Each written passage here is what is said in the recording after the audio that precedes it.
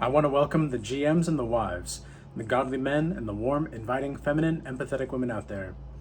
So many men, nearly all men that I've talked to that are married, have encouraged me not to get married and have told me that they encourage other men not to get married. And it's no secret that a lot of men nowadays are not taking marriage seriously, at least in the Western cultures and society. And the reason for that is mainly due to the laws. I mean, it's really remarkable that a woman can cheat on her husband and still get custody of the kids. It's like, you really, really, government, you want to have somebody that is capable of deception and cruelty toward their own flesh and blood to run the household? Like, oh wait, that's our government in the United States. So it does make sense, actually. So it's almost like every single law around marriage right now in the United States and just in the West in general is contrasted with favoring women. And I've had some really terrible stories that I've heard from men, and the women have had to pay little to no consequences for those actions. So what do you get in a society where there's always going to be a safety net for women? There's always going to be a safety net for a woman to fall back on, because she can, and you know, I'm making this video, I want to make it clear, I'm making this video not to degrade women or anything like that, but to simply tell the truth about what can happen in these situations, because a lot of the women want you to believe, and in society, men have been coerced to believe that women ought to be the center of their world. And women operate under this assumption, and they consistently feed each other delusions and fantasies, all up into the point in which a real man is able to make them fold under their own psychology. And the only reason that a real man can do that is because he's seen his own darkness, and he knows what women are capable of as well. And he doesn't judge the women for it. He doesn't necessarily condemn women for it, because he understands that, biologically speaking, a woman's main goal is to survive, and a woman will do whatever is necessary to do that. And this is very clearly done in and expressed in the Adam and Eve story, because what Eve was beguiled by the serpent was not just temptation, but of mystery and curiosity. And women have this explicit imagination. Any man that's dealt with a lot of different kinds of women understands this, because a woman's imagination is, as a man, your best friend, because she has such a vivid imagination that just the words that you speak can influence her, if you have a masculine influence, that is, can influence her to think about a variety of different ways and things that you can say. It's kind of like a double entendre or a triple entendre. So you can say certain things and have her mind thinking to herself, well, what could that mean? What could that mean? What could that mean? And it's the healthy excitement that you're gonna go for as a man in the relationship, but ultimately women are also very much attracted to that dark excitement, because it's taboo. It's not something that you're supposed to do, right? It's not something that you're supposed to be doing. And I've had women where I didn't even know they had families, and this was years ago, but I didn't even know this woman had a family up until about a month or 2 months into talking to her. And she was very clear, quote unquote, about her being available. She made it seem like she was single and she was ready to mingle, right? Never mind, this woman legitimately had a full-fledged family at home. And I think at this point, most men are beginning to realize that if a woman has a 9 to 5 job, or really any kind of job, it's highly possible that she is cheating on you, because it's just the norm nowadays. Like, it's just the norm. So if she goes somewhere to work and she's not remote, that's a large possibility that she's cheating. And if you don't believe me, look at the marriage statistics, right? Out of the 50% of marriages that end up in divorce, 80% of those divorces are initiated by women, right? So that means that out of that 50% of marriages that are ending in divorce, 40% are initiated by women. So women simply are not wanting to be in relationships anymore, and men are beginning to realize this. And there's a lot of men that are waking up to it, and there's a lot of men that are beginning to realize that they just want a family. You know, they want a relationship with a loyal woman that they don't have to wonder about. But it seems like you're going to have to become a narcissistic superhero in order to just have the emotional stimulation to keep a woman around.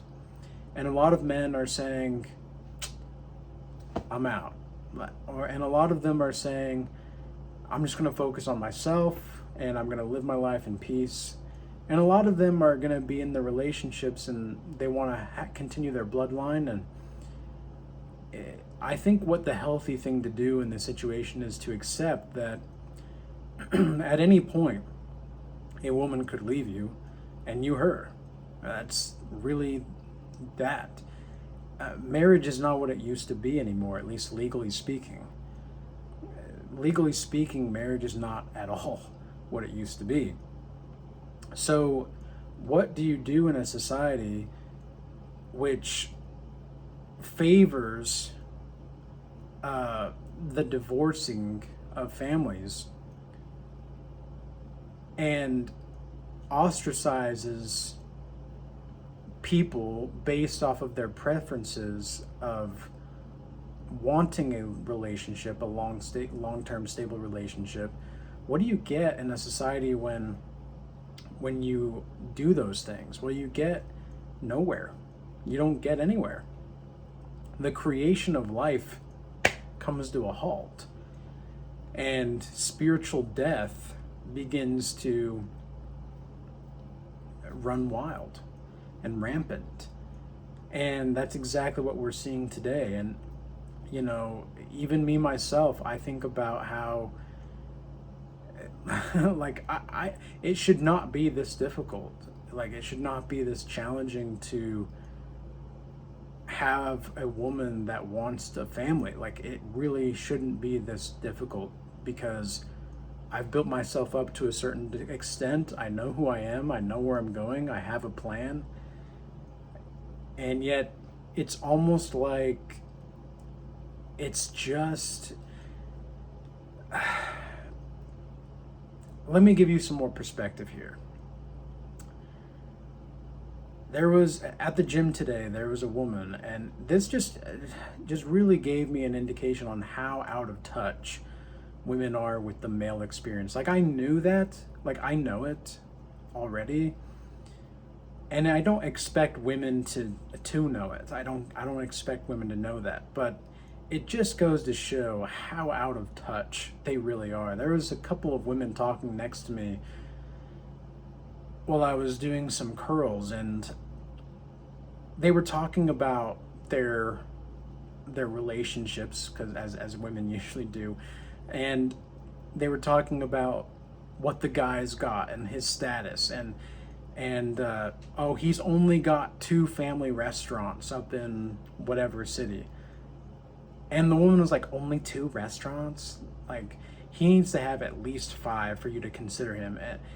And I was just thinking to myself, like, who are you? Like, who are you? You expect these guys that you're dealing with to own restaurants everywhere? Like, is that really what? Like, is that the standard now? Holy moly! Because you're looking at not a lot of men at all, and it's not like these women aren't attractive, or it's not like, they weren't necessarily cooperative, but I mean, they were kind of bitter. There was a bitter energy about them. And I just thought to myself, how could a woman so bitter expect so much? I guess that's the definition of bitter, but it was astounding to me to hear that, and to think to myself, like, this guy's probably, I don't know, like, she looked like she was in her mid 20s, and the guy that she's probably talking about is probably in his, late 20s or early 30s or something like that. This guy's built himself up, or has been a part of the family legacy enough to where he's got 2 restaurants. And they were talking about also how if they're involved with certain programs that they go to each year or whatever, and I don't remember the name of the program, but apparently it was like a VIP program or whatever.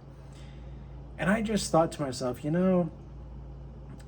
like, these women are sitting here complaining about how their men aren't doing enough, and yet the man's probably working his tail off just to be able to provide and to do everything he can to be a part of a building family legacy. And it's just not enough for these bimbos? I mean, are you serious? That was kind of my thought process. And then they began to complain about, they're in a cutting phase and they're in a caloric deficit, and like, oh, it's just so hard to be a girl, like, when you're on your period, and just like, I mean, damn, like, you're just talking about this shit, like, but like, just out in the open, women have no shame anymore. And I begin to see now, like, after seeing all this stuff and all the research and just seeing it out and about, I'm just thinking to myself, I can totally understand why men encourage me not to get married. I can totally understand it. I'm not saying that I'm encouraging you to not get married, by the way. I think whether you're a male or female watching this, we need more families. We need more stable family units, and if you really want that in your life, you've got to start acting like it. You got to start orienting yourself to be that way. And if you're not, then that's on you. But but it just goes to show how women really do only want 2 things, more and something else, it seems. And it's really something to behold, to see a woman just so ungrateful and having everything that she could possibly want at her disposal. This woman obviously was, she had her nails done, she had makeup on, like at the gym. I don't get that, but she had her makeup on, and you could tell that she's eating well. She looks reasonably healthy, and yet on the inside, it's just not there. It's just not there, and that's a lot of men and women nowadays. But men, at least, seem to me like they give a shit about trying to make things work. Women don't want to start giving a shit until it's too late. And to all the women that do give a shit, I commend you. I salute you, because a woman that truly wants to build a family and that understands that her family is going to be her most important asset is a wise, healthy, stable woman. And it's just really something. It just is really something to live in this life, in this day and age that we do.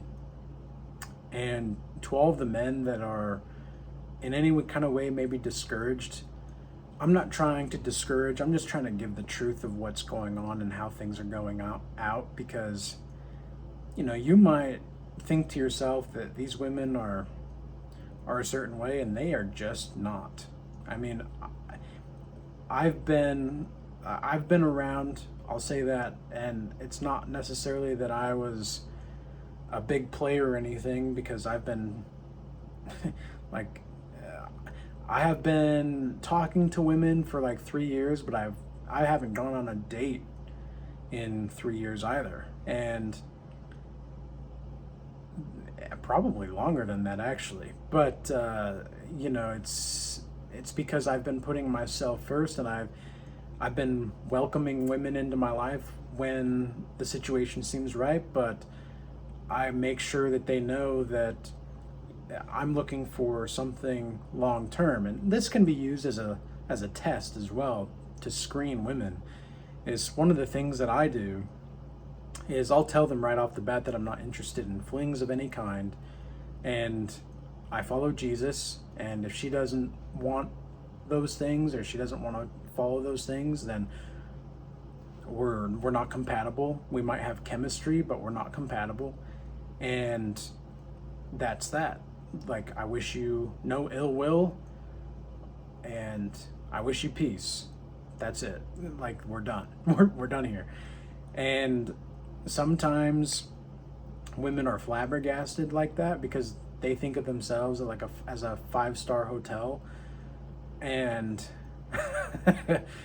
to see how they're like super confused when I just treat the situation respectfully and maturely.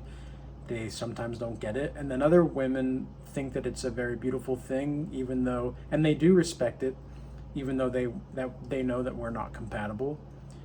And that's great, and that's how we learn, that's how we grow in relationships, of course. But it's like, I'm to a point now where I've been ready. Like, I've been ready for a relationship, and I've been putting in the effort to better myself. I've been pure. I've been stable. I have my integrity intact. I have a plan. And it seems like so many women view marriage now as just like a career option that they can change at any time because of the laws that are in place. And so will I ever get married? Not legally, because in the Bible it's pretty clear that sex is the consummation of marriage. So if sex is the consummation of marriage, then if you're in an intimate relationship, you are almost by definition spiritually married at the very least.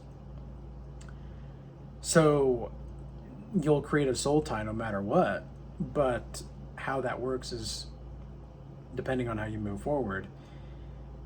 But really, what I wanted to get across here is just my displaying why I understand why there are a lot of men that encourage me not to get married. There are a lot of men that also have have told me that they wish to see more young people married, but they're all older than like 65, 70 years old. Nearly all the other men have said that it's not worth it, or they're pretty silent when I ask about it. I'm like, well, what kind of things have you learned from marriage? It's like, oh, to just be quiet and let her do what she wants. These people are not even attracted to each other. Like, they don't even want each other. They're just there to be there. I don't want that kind of relationship. Who wants that kind of relationship? where you're just like, well, like Eeyore or something? Like you're gonna act like Eeyore in your relationship? Hell no. No, I'm not gonna be doing that. Jeez. Oh, that's too much. That's too much meh for too much price to pay. Like, that's just ridiculous. But I do want a family. I would like a family. And I would like to see more people wanting those things as well. And the only way that we can do that is by growing closer to God. And with that being said, I hope this message was useful and insightful. And until next time, peace be with you.